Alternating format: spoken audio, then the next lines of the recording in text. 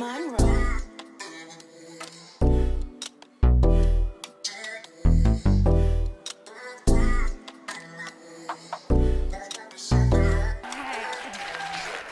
morning. I'm getting my Oprah moment. Good morning. You get a bag, you get a bag, you get a bag. We all get a bag. How's everybody doing this morning? Good. Awesome. The crowd is here. So who went out and partied last night? A little bit? No, yeah, I didn't. I was up ready to see you all. Yeah, we're all enjoying the conference so far? Okay, awesome, awesome. And I want to get a sense for who's in the room and kind of what we're looking for. So how many people here are in corporate America? Awesome, okay. And how many entrepreneurs do we have in the house? Great, okay. And how many people in beauty? Fantastic, okay. So beauty branding can speak to anyone. So if you're working in corporate and you're looking to get to that next level, this is for you. If you are an entrepreneur or an aspiring entrepreneur, this is also for you. So we're going to take you through some of our tips on strategic branding for your beauty business, and hopefully everything you can apply to yourself and your life for now and in future. If you have questions, feel free to raise your hand. We'll try and answer them as we go along, as the pace is happening, and if not, we'll save them for the end. But yeah, let's get into it and have some fun. Okay, so a little bit about me and how I got started and why I'm here. And I also want to thank Morgan and the entire Blavity team, the entire Summit 21 team, for inviting me. I'm greatly honored and appreciative. And I'm also greatly honored for all of my friends and colleagues that are also here in the audience. Thank you so much for being here. So as mentioned, I started my beauty public relations and digital marketing firm, First and Last PR, about 6 years ago. We specialize in traditional and digital outreach for beauty brands. We love PR. And I think it's important to kind of own your brand and to know what you're talking about and to really live it and breathe it. And so everyone should have a bag today. You'll go home with a First and Last PR limited edition tote bag that has our information on there. And I started thinking about branding and what does it really mean. And it's really about storytelling and how you tell your story. And for us, I try and put as much of our branding as possible. And innately, I'm really a shy person. I'm comfortable in the background. I'm comfortable being very humble. I'm comfortable doing for others, which is why I think I work well in PR. You're in hairstyling, so in the service industry. We just kind of feel good nurturing. It's not an ego thing. But when you're talking about your brand, you have to put it out there because no one else is going to tell your story for you. And you're going to be the best person to do that. So we love PR. This is a photo of me back in the day when I was a beauty editor at Essence Magazine. So I've been working in beauty for over 15 years now. And when I first graduated from Spelman College, shout out Atlanta, thank you, I started working for magazines telling the stories of brands. So I would actually interview different brands, founders, owners, chemists, hairstylists, and I would ask them about their newest product launches, ingredients, what's happening, what's new, why is this newsworthy? And if it felt like it was something that our readers would be interested in, I would then write about it. So this is actually me in a chemist lab working with Trey, we're mixing lip glosses, so you can see all the different colors and the ingredients back there. So beauty is kind of in my blood. From being a beauty editor working at the different magazines, I started getting into PR. What I found was that I really loved telling the stories of the brands more than I did the writing every single day. I felt like for me it got a little bit mundane, but I loved telling the stories and I wanted people's stories to get out there. So I switched over to PR. I had met a husband and wife team that do third-party manufacturing. And so what that is, you know, we all have our favorite hair care products, but they have to get made somewhere. So there's usually a company that will find the ingredients, they'll have the labs, they'll actually do all the mixing, there's chemists, the whole thing, and then they produce them. So they do third-party manufacturing for a lot of the brands that you know, but they also had their own line that was selling at Barney's. And so when I came on board, I met them, they had launched new products, they said they wanted someone to tell their story, and they hired me to work in-house. So what I didn't know, and it's always important to ask the questions that you don't know or you find out later, is that they had actually hired PR prior to me for this huge launch, and it was unsuccessful. So 6 months in, they had wasted all this money, they had done a huge event, no stories were being written, and I came on board. So I came on board just excited to be working for them. I'm like, this is great. I'm working with this new company. We're going to be at Barney's. We're going to do all these fun things, and it's going to be fantastic. And it was my first job switching from editorial. So when I first switched, a lot of my editor friends were like, why are you switching to PR? And that's like the opposite side, and what are you going to do? And I was like, no, it's going to be fine. And I was there for about 3 weeks. And it was crickets. Nothing happened. Like literally, I would send out emails, I would do calls, and it was quiet. And then I was like, maybe I shouldn't have left editorial afterwards. Maybe I can go back to being an editor. Where am I gonna go? Like literally, what am I gonna switch to? And then one of my emails was responded to, and we placed the front page of the business section of our local paper, and it was a huge story about the company. And I knew that I could make it. I knew that I was gonna stay in PR from there. And so I wound up working in PR. I worked for them for 3 years, handling national PR, regional PR. I also wound up doing their training manual. When you work for small companies, you wear many, many hats. So I wound up working with them on their new development team. I would go into the stores with them and present that brand story to the buyers. So you need to know, I said, like, this message for corporate, for entrepreneurs, wherever you are, your branding message can take you anywhere. What you really need to do is hone in on what your story is, own those facts, and then tell it to as many people as you can in the right setting. So I would tell the same story I would tell the editors to the buyers. And as a result, we went from being in 2 Barneys to every Barney's door. We went from being in 0 Bliss Spas to all the Bliss Spas. We wound up opening up Bloomingdale's in Dubai. I went to Germany. We opened up there. We opened up in Selfridges in London, Harvey Nichols in Hong Kong. Like, it's just the same story. We'll get into all that later. So I did a lot in PR, had a really good time, expanded in there. And then I started to focus in on what I wanted to do. So I think that, defining your own brand, it's really what your reputation is. So the same way that you may say, girl, I'm looking for a hairstylist, can you recommend somebody to me? And then you ask a friend, that's exactly what it is with your brand. It's what is your reputation? And the way that you find out, how someone's good is you do that job well. So this is a quote from Jeff Bezos. He says, a brand for a company is like a reputation for a person. You earn your reputation by trying to do hard things well. And that's how people find out what your work ethic is like. And so where that took me to was working with Usher. So I was working in beauty, everything was great. And then I had a phone call from a friend who said, hey, you should meet somebody. And I said, okay, I'll go to a lunch, I'll do a coffee. And it wound up being a job offer to work with Usher on his OMG tour. We wound up being one of the top 3 grossing tours, according to Billboard, in the world that year. And my job there was to help meld his 3 brands.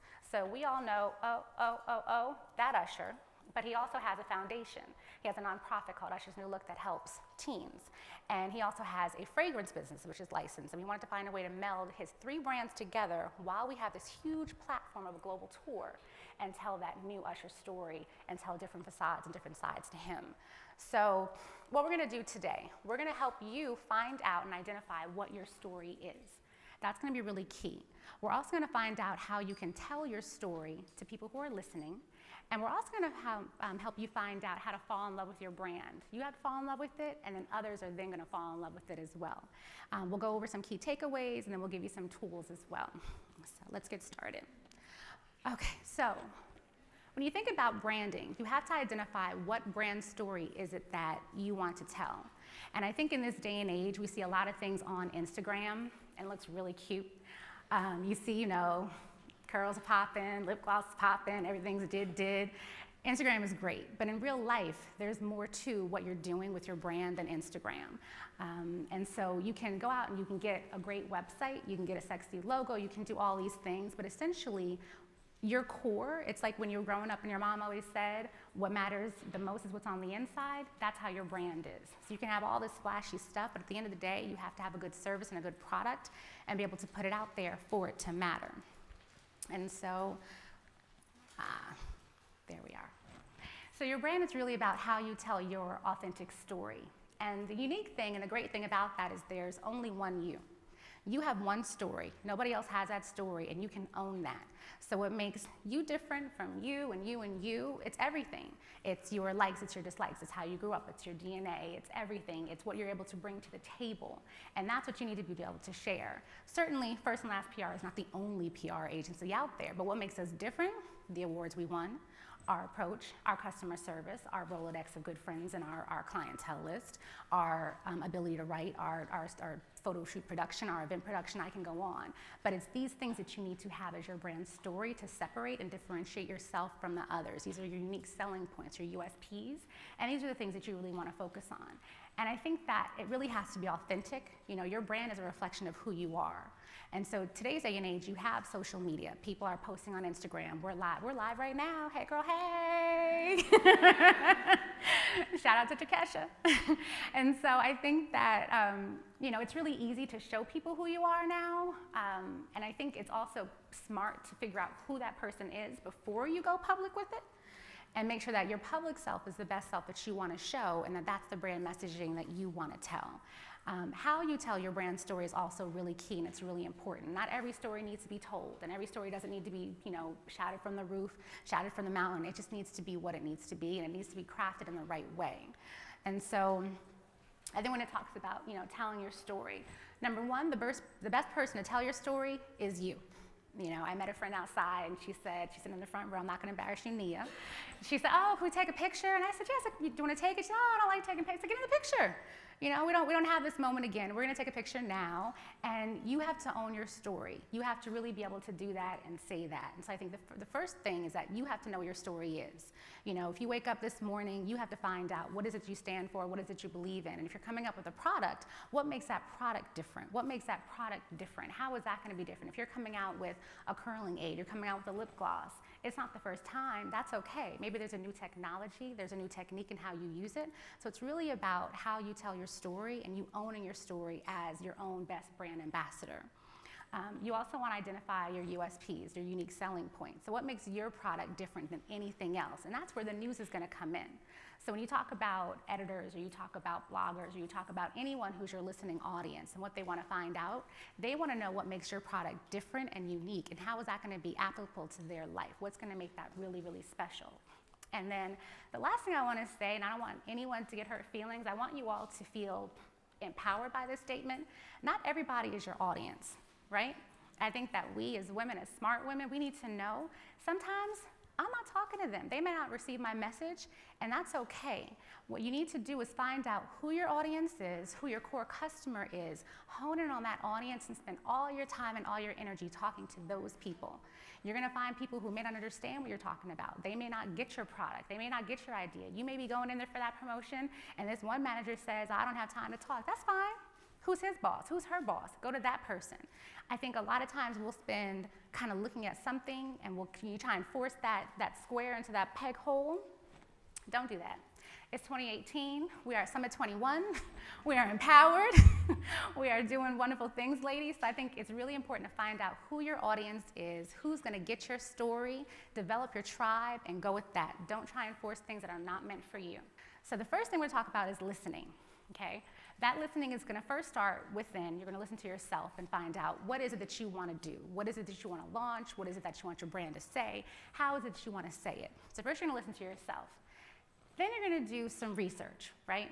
You're going to ask friends. You're going to go to the library. What's a library? A library is a place with books where we go to do research. I was in a session, and someone was like, how do I get this, information? And it was like, girl, Google or go to the library or do something. Like, put the work in, do the research. So then find out all the research you can on your category. You want to know the history of it. Has anything else ever been out here like that? If so, what was it? Did it do well? What did it contain? What ingredients? What technology? Where did it come from? How was it made? Do your research. So when somebody asks you a question, you can answer. And also, as you're crafting your story, you'll also know, how is this different? How is this going to be different from this thing that came out 2 years ago or 5 years ago? So research your subject. And then you want to strategize. You want to come up with a plan, right? So if you're going out on a date, trying to meet that guy, meet that girl, meet whoever, you have a strategy, right? You know by Wednesday, you need that phone call confirming.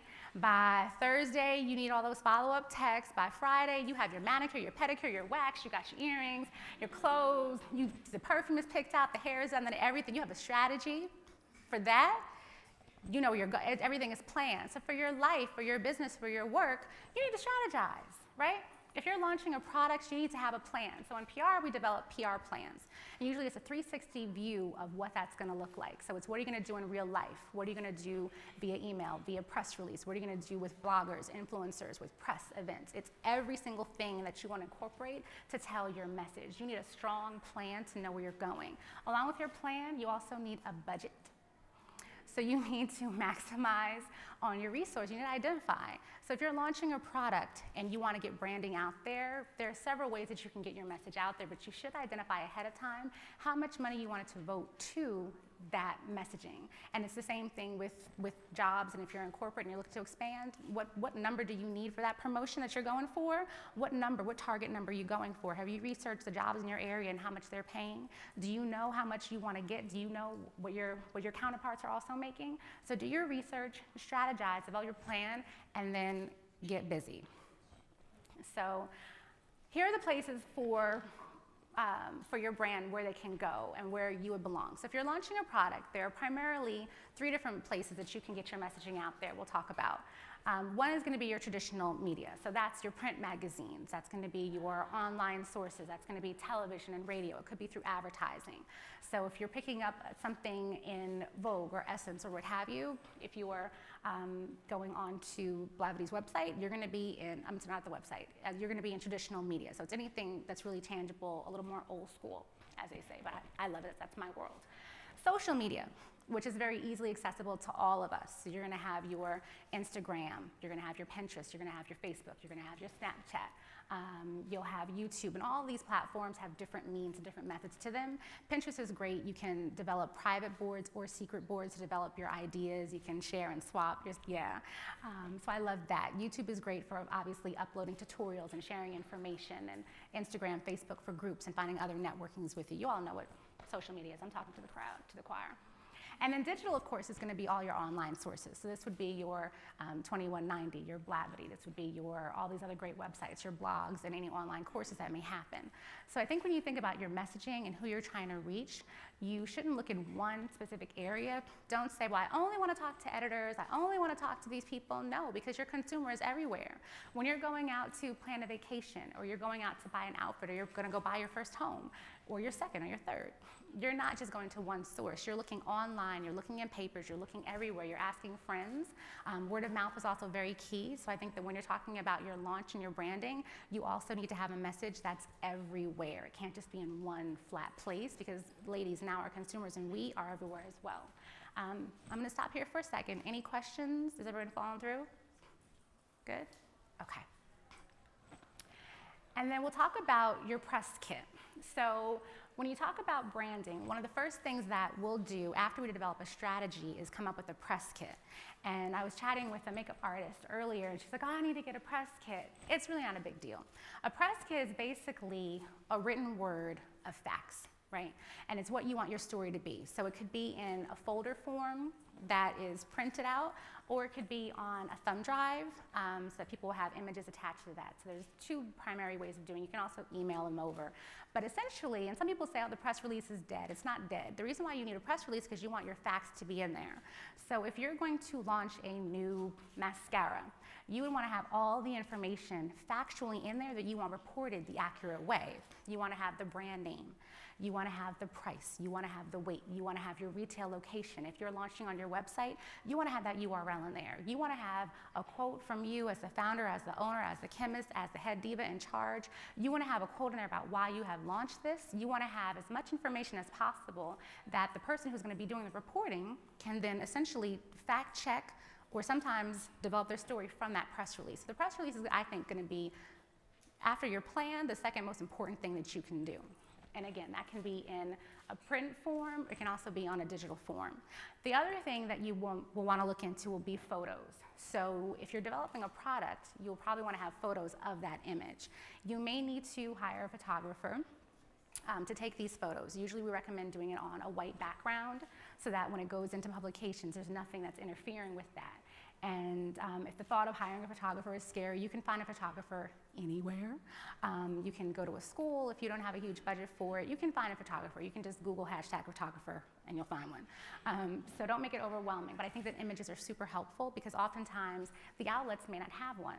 So if you want your picture, your product to be shown, send them the assets that they need. Help them help you. You also may want to include a photo of yourself in there. If you want your founder story told, I would suggest having a great headshot done and include that in there as well. And then also your biography. And again, this goes back to what do you want people to know about you and how are you telling your story. So your biography doesn't have to be at the tender age of 2 in the kindergarten, I did all of that, but it should really hone in on exactly what you do that's relative and to what you're launching and what your brand is, right? So sometimes I'll see resumes from people and they literally list every single job they've ever had.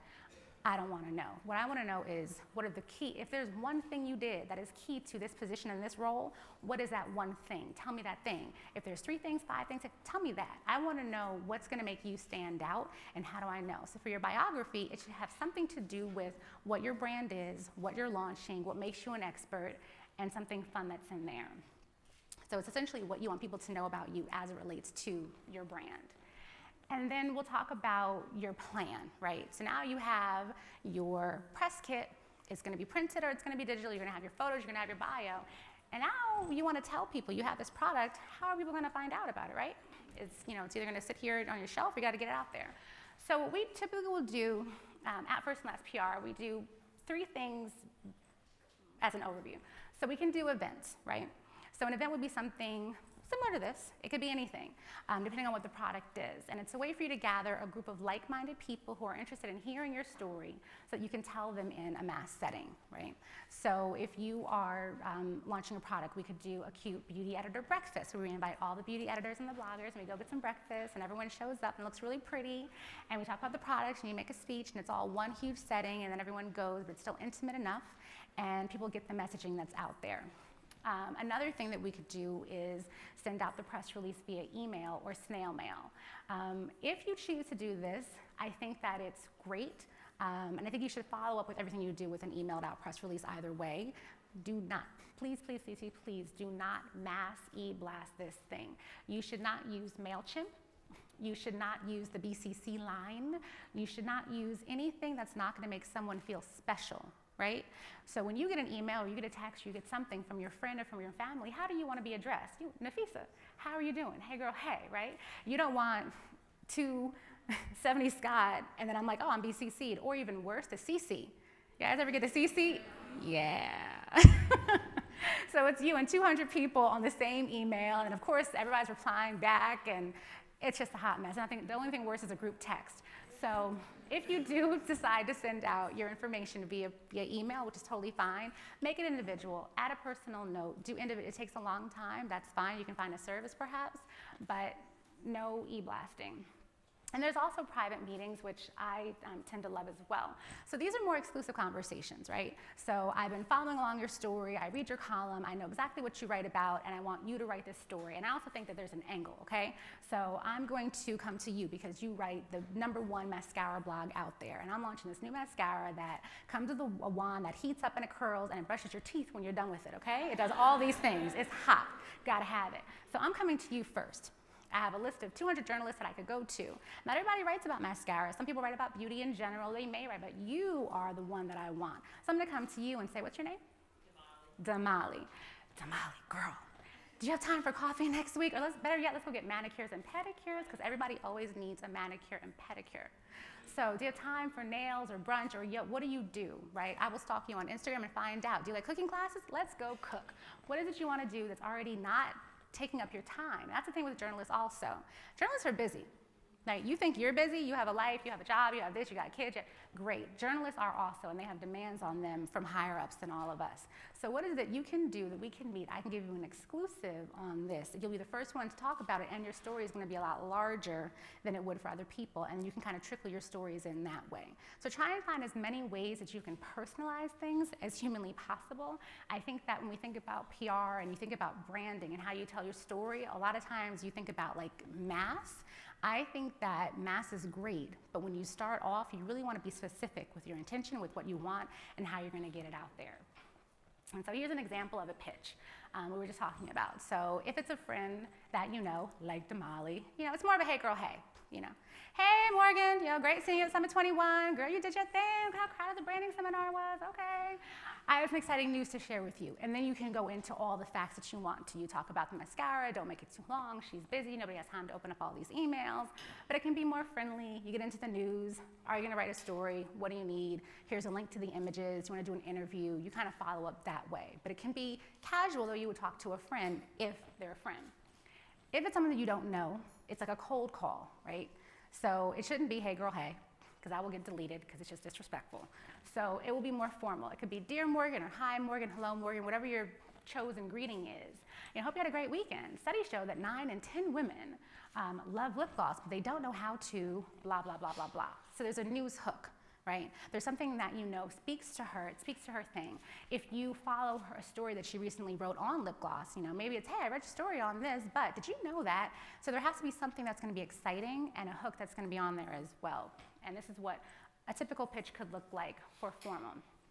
Okay, now we're gonna take a quiz and do a little case study. So, which beauty boss reportedly made $100 million in her first 40 days of sales? It is Rihanna.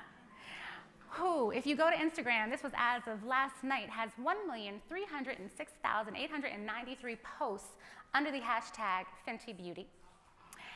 And she's also not a professional makeup artist. And I will say a little disclaimer, we do not do PR for Fenty Beauty. But Rihanna, if you're listening, yes.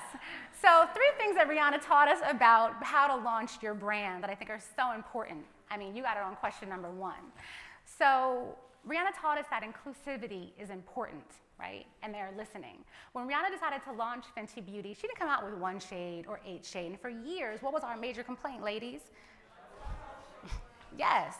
Not enough shades, right? And the shades they didn't have our undertones and they looked ashy, and we can go on and on about foundation. Rihanna came out strong with 40 shades, right? 40 shades, and what happened? The beauty industry took notice. Every single makeup brand out there now cannot launch without less than 40 shades, right? Little Riri, okay? So the other thing that Rihanna taught us is that you must constantly evolve your brand. So you come out with this new product and it's great and everyone loves it. That's fantastic, but guess what? Tomorrow's a new day. And there's gonna be something else very similar and someone else is gonna launch it and they're gonna figure it about your brand. So what you need to do is remember what your values are, what your core brand stands for, and figure out how to evolve that brand. How do you constantly have things that are going on? What's the news? Are you doing a 10-city tour? Are you doing pop-ups? Are you showing people how to apply things on your Instagram channel? What is it that you're doing to keep your brand alive? A brand is not quiet. A brand is not, a couch. It's not to be laid on. A brand is a living thing that you need to constantly work at and improve. And then also, it's how you tell your story that matters. The only person really that can tell your story is you. That's the best person. You own your story. So how you tell your story is important. And so what did Rihanna do? She showed up, okay? She said, I am launching these products. I'm going to be at Sephora. When? At 6 in the afternoon, after dinner, after my job. No. Rihanna said, I'm going to Sephora in Times Square. I will be there at midnight. Who's coming with me? And we all came with her. We were there with Rihanna at Sephora in the middle of the night, shopping for highlighters and lip gloss, and we're happy to do it. We were online, lady. We were waiting. There were wait lines for Fenty Beauty, and probably still are, for months on end to get these products in. Rihanna, okay? And when you asked Rihanna, well, why did she do it? What did she say? She said she wanted to do things. She said, I wanted things that I love, right? That's the most important thing about your brand. If you're going to launch something, you must believe in it. If it is you, if it is a product, you must believe that it is the best thing. It's what you were created here to do. It is your purpose. This is what you were here. She believed. So she created this line because she wanted something that she loved, right? Then she talks to you. Then I also wanted things that all girls with all the skin tones could fall in love with, right? She said, girls, I heard you. I know the foundations don't work. I know this isn't looking good. It's not making us look good or feel good or put our best face forward. So I'm here for you. We're all going to be included in this. So it was important to her. She didn't have to. She really didn't. But she showed up. And then Then she went out, she put the makeup on. Then Rihanna is out there putting on the highlighter, the kilowatt. Okay, Rihanna is out there with it. How many times you go on Instagram and you'll see entrepreneurs and we're like carrying boxes from the UPS store and from the post office? It is real, right? If it's your brand, you will do anything for your brand because it's yours. It's like your child, it's like your baby, right? You love your brand. This is what you do. So you're happy. So yes, she will be beating a face, and it's real. And I think that's how authentic you have to be. That's what you really want to show, is how much you are devoted to your brand. And so here's your action plan, right? 3 things that you need to know. First thing is to identify what your unique story is. What makes your story different from the next brand? What makes you different from the girl in the next office or the next cubicle, or whatever it is? What makes your item different? And don't overthink what that thing is, right? Sometimes when I get a challenge, I was like, oh my gosh, I got to think this is like huge. It may not be that big. Don't overstress it. But just what is your unique thing, your unique story? What are your unique selling points, right? Then you want to define who your audience is. And again, everyone is not here for you, and that's okay. That's okay, right? You want people who are going to be your cheerleaders, who are going to get your story, who are going to understand that you don't have time to explain to someone why you're wonderful. You don't have time to explain to someone why you are great, why you are purposeful, and why you are here. What you have time to do is be the best that you can while we're here, and that's it. And if they get it, they get it, and if not, that's okay. And then you want to write your story down. You can get a journal, you can get it on a computer, but whatever it is, you want to start to write your story down, just so you can flesh it out your system. You can be like Mary Jane and put Post-its on the wall, whatever works for you, you can just do that. Make sure that you start to write your story down, that you get it out there, okay? And the next thing that's going to happen is you're going to start to fall in love with your brand, right? Because now you know what it is. You've identified it, you've talked about it, and you wrote it down. So the first thing you want to do is make sure that you identify and fill a void in the market with your item, right? What is that thing that was missing? Inclusivity and makeup was missing, and so now we've all fallen in love with Fenty Beauty. You want to make sure that you are speaking to your audience and that you give them excellent service every single time. And I cannot stress this enough. When we first started talking this morning, we said that you are your brand, right? You're a reflection of your brand. Every single thing that you do must be consistent, and it must be for what you stand for. It cannot be, oh, well, you know, that person wasn't. When I was in high school, I was volunteering at a theater company. It was the preeminent Black theater company in the country, Crossroads Theater. And there was a gentleman who wanted a coffee, and intermission had ended, the doors had closed, and our house manager had just poured all the coffee out, literally. And he's like, oh, I really just want a cup of coffee. She said, okay, don't worry about it. I will run upstairs to our offices, private offices, and I'll make a new pot, and I'll bring it down. He got the coffee, thanked her, and left a huge check for her in the box, right? Wasn't needed, wasn't necessary, she was happy to do it, but it was just that level of service that she gave to him. You never know who you're talking to, you never know who's watching you, you never know what's going on. Be consistent with your brand, and that's gonna be really important. And then also embody your brand. I think that's really important as well. So if everyone's here, you probably have received, or you should receive, a First and Last PR gift bag. We had these custom made just for you all this morning here at Summit 21. It was something we wanted to do to really make you feel special and also show you kind of who we are and what we do. And even in getting dressed this morning, I wasn't sure what I wanted to wear, and I was like, oh, I should buy something. And my mom, who's in the back, hello, Linda, holding it down, she said, well, why don't you wear that purple dress that you have, you know, on my picture?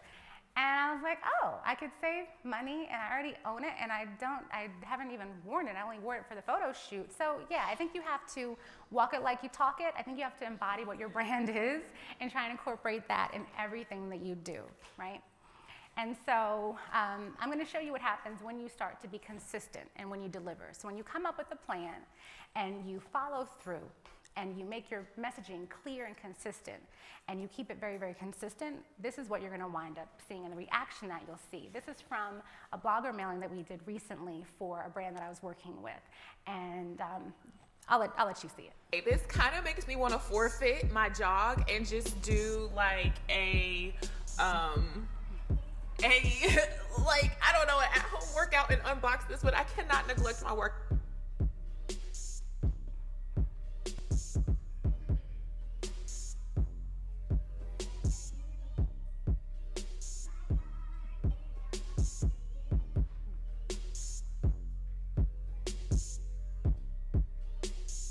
feel like they put so much thought into all of their PR packages. Thank you so much. I can't wait to drink this wine. I can't wait to try this honey in my coffee. I'm excited.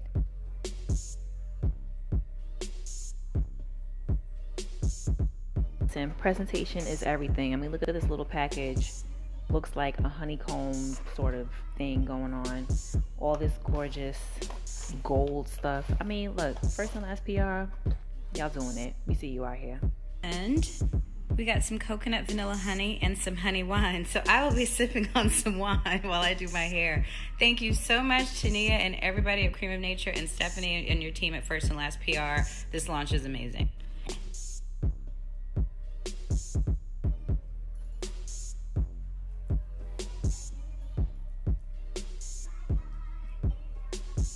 I really appreciate that you guys put so much effort into the packaging.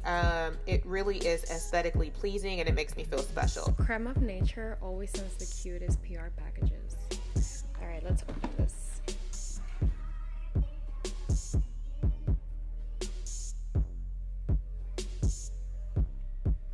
So we got some coconut vanilla honey, which makes sense. That is gonna be bomb, especially for my oatmeal. I love me some honey, okay? Seriously, you really know how to lay it on thick. Oh my goodness. Like, okay, I can't wait. I can't wait for the rest. I'm like, I just can't.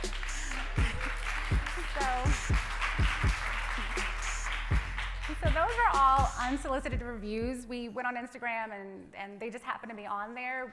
We didn't ask the bloggers to do any of that. Normally they do unboxing, but they really went crazy over that. So what we try and do, one of the things that we stand for, one of my mentors, Bob Stein, always taught me, and I hope to share with you, to always overpromise and underdeliver, right? I think that way people's, thank you. Haven't had my coffee. Underpromise and overdeliver. Sorry, Bob. So that way, no one's ever disappointed, right? You're not disappointed, the client's not disappointed, no one's disappointed. And also, you know how far you can take it, which doesn't mean to set the bar low, right? Because when you say you're gonna do something, you always do it the way that it should be. But whatever you can do to take it up a notch, to make it personal, to make it something that's a wonderful experience for people, always try and do that. Underpromise, overdeliver. And then also, Dr. Maya Angelou taught us that people may not remember anything else. They may not remember what you said, how you said it, what you did, but they will always remember how you made them feel, right? The man who left the check for the coffee, he probably didn't remember what Susan's conversation was. I don't even know if he knew what the play was about, but he knew that he felt special in that moment, and he knew that that place, that that's what it embodied and that's what it resembled, that was a special place. Always make people feel the love that you're giving. And then, your brand message to elicit emotions and a reaction. Just the same way the bloggers were so excited, it should make people want to do something. It should make them want to run out and go get your product. It should make them want to go out and get that mascara because it curls and it heats, and because they like how you're presenting it, and they like the message, and they like what you're saying. So it's to elicit an emotion and a response in what you're doing. So as you're crafting, always think about your ROI, your return on investment. If I do this, what am I going to get for it? And what is it that you want people to do as a result of it? And so back to branding. This is my actual phone case. Was here Thursday night. Sally Beauty had a pop-up, and I got my nails done, which was great because as an entrepreneur, I usually never have time to get my nails done. But also put your message everywhere. When I whip out my phone, I'm on my phone, okay? And again, I'm not a vain person, but no one ever gonna leave with my phone. It's not like, oh, whose iPhone is this? Mine. You know what I mean? Flip it over. But my name is on it, my company name is on it, and whenever I bring it out, it's a conversation starter for me. So don't be shy with that. So the takeaways I want to make sure that we all leave with are going to be to control your own narrative, make sure you're telling your story. Don't let anybody else tell your story for you, right? It's about the experience. Always make something special, make people feel special, and make it genuine, because you're excited that somebody wants to hear your story. They actually want to talk about your product. They want to help you get to that next level. And if that doesn't excite you, I don't know what will. Consistency is key, right? Find out what your values are, find out what you stand for, and do that on every single level possible. So when they see you, when they see your brand, they know I'm going to get the best, whatever you're launching, from this thing. And in the words of Beyonce, grind till you own it. That's what you do.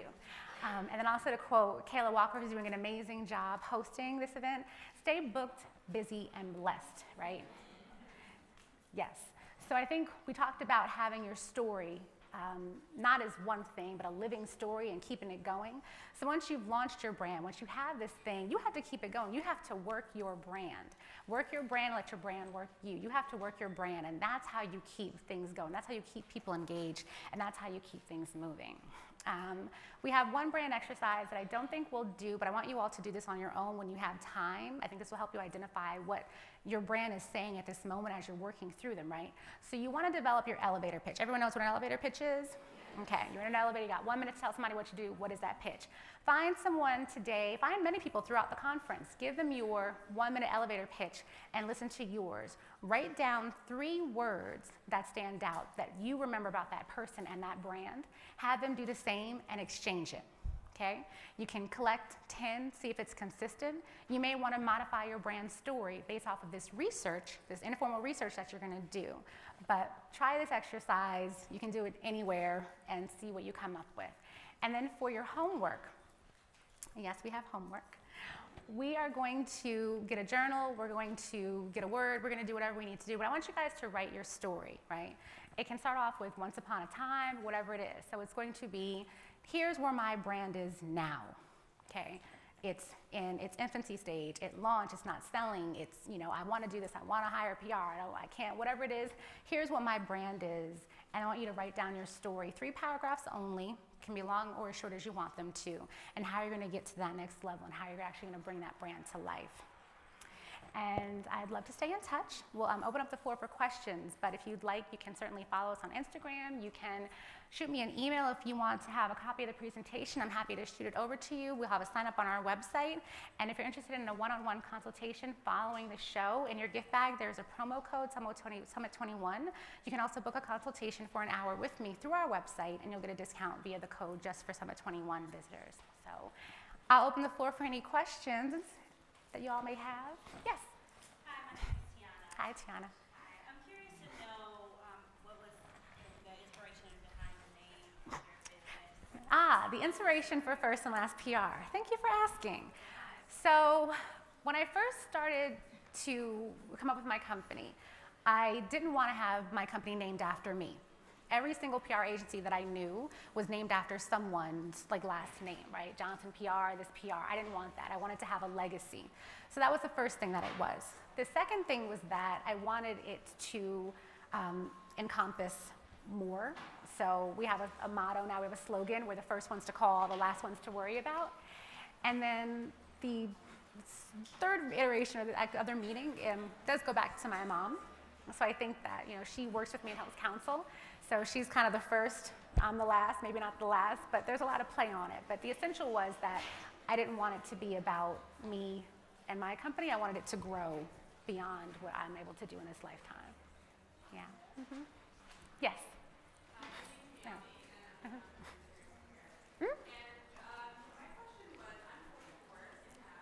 Ow. Girl.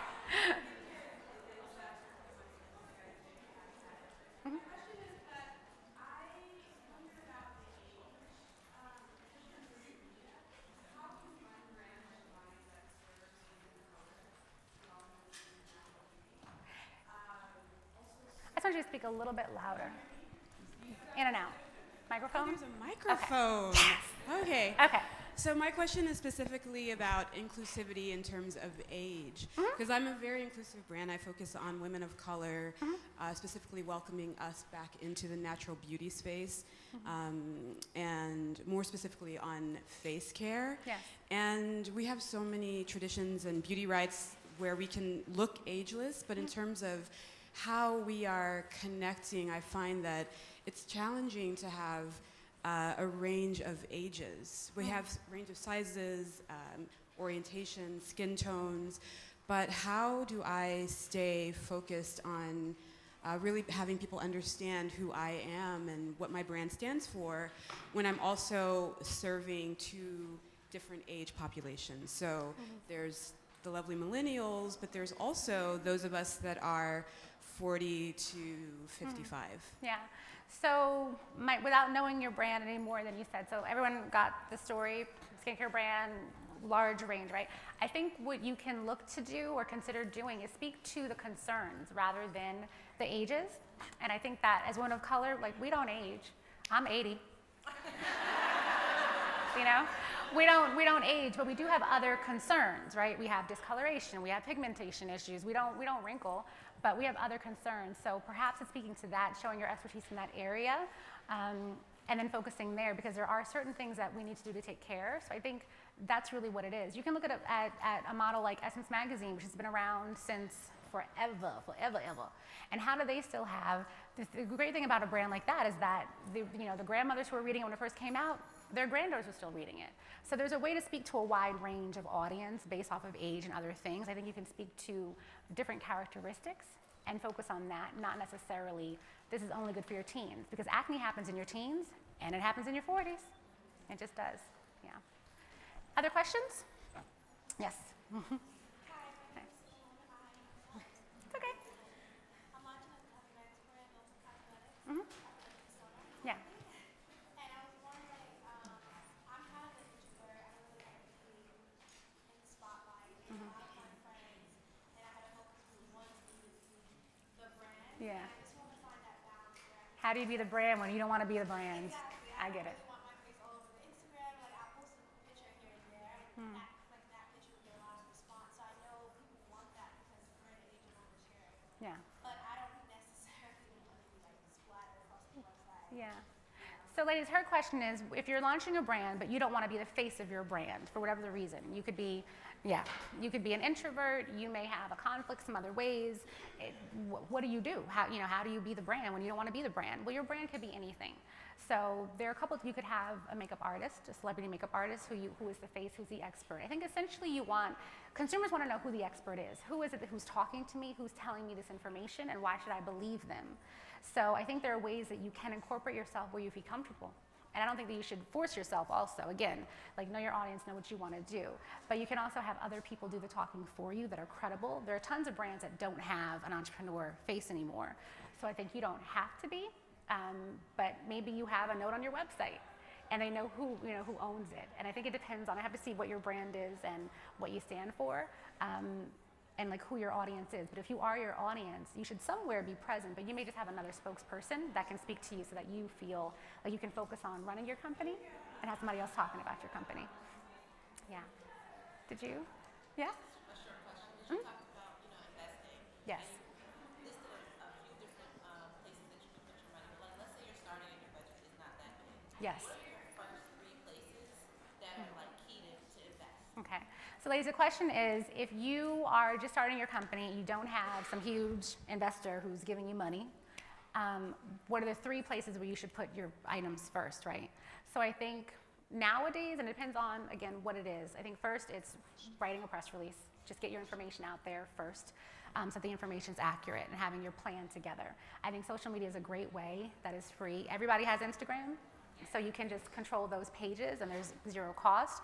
You may need to, advertise later and boost posts and do all that other fun stuff, but you can certainly do social media.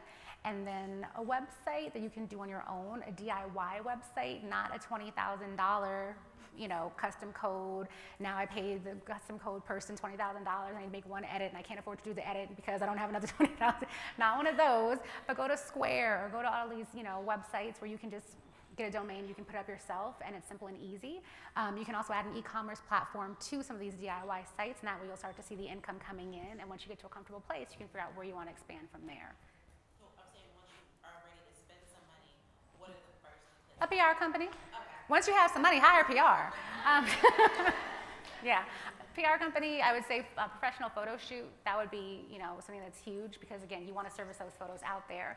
And if you go to a website and it's a great product and the description is wonderful, but it doesn't look good, you may not buy it. So I would say investing in photography would be, key. And then figuring out from there. It may be events that you want to put the money into. And events could be consumer to consumer. It could be getting a bunch of girlfriends together and kind of starting it word of mouth that way. But I would say focus on those areas. Yeah. Yes. Hi, my name is Nikki. I feel like PR packages have become so elaborate. Like when these influencers get packages. What do you mean, like, honey? Why? What do you mean? It's like champagne in there. Like, I mean, I've seen like some pretty elaborate stuff, like trips and things, and like us being entrepreneurs, we're just now starting out, and I'm not about to empty my bank account to send anybody to the Caymans, like nobody. But how can we focus our like financials with a PR firm? What should we be focusing on when we do get a PR firm?